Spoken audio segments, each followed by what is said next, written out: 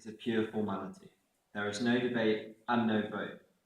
In the House, the first reading involves nothing more than placing a copy of the bill in a hopper on the clerk's desk.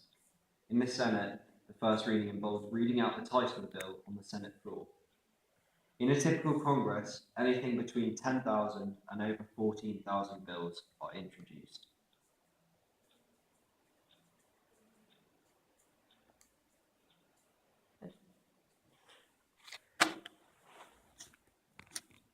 Committee stage. This is the most important stage. Far more bills fail here than at any other stage. Lots of bills are referred to each of the standing committees in both chambers in each Congress. Policy specialists then go to work amending the bills and dismissing bills that they don't feel appropriate. This stage happens very early in the legislative process before the second reading, and the bills have not yet been debated by either house. Hearings and votes occur.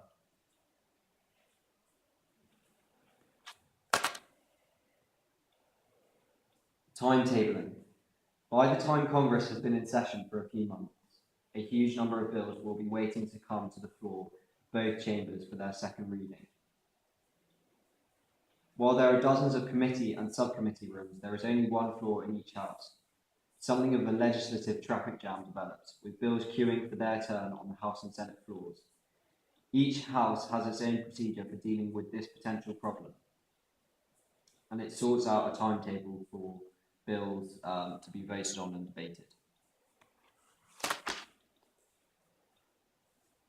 At the second hearing, debates and votes occur on various bills. On the second reading, debates and votes occur on various bills.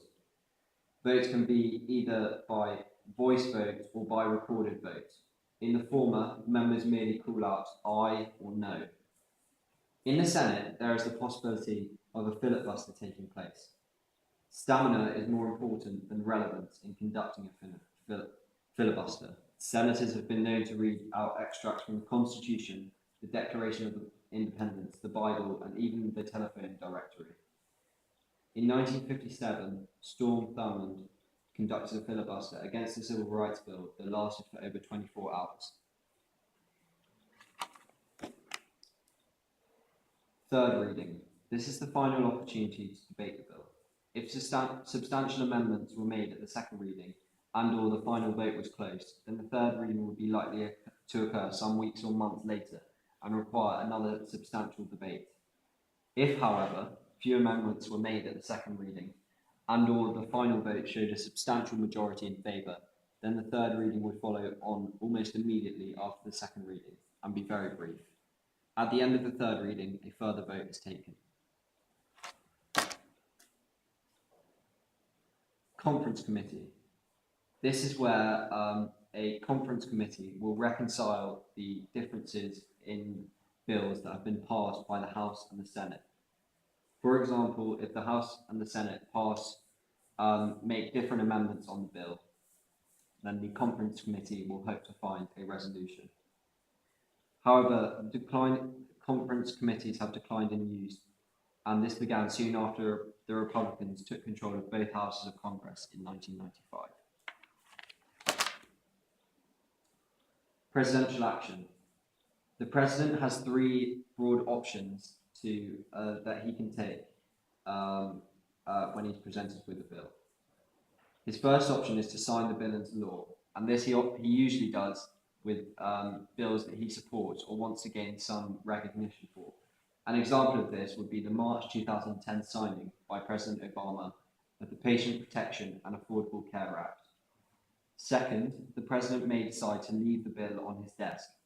These bills will become law without his signature within 10 congressional working days. Third, the President may veto the bill using a regular veto. He does this to bills that he strongly opposes, and his vetoes, and the President's since in the 224 years between 1789 and 2013, presidents have had a 93% success rate with vetoes, as they are quite hard to override.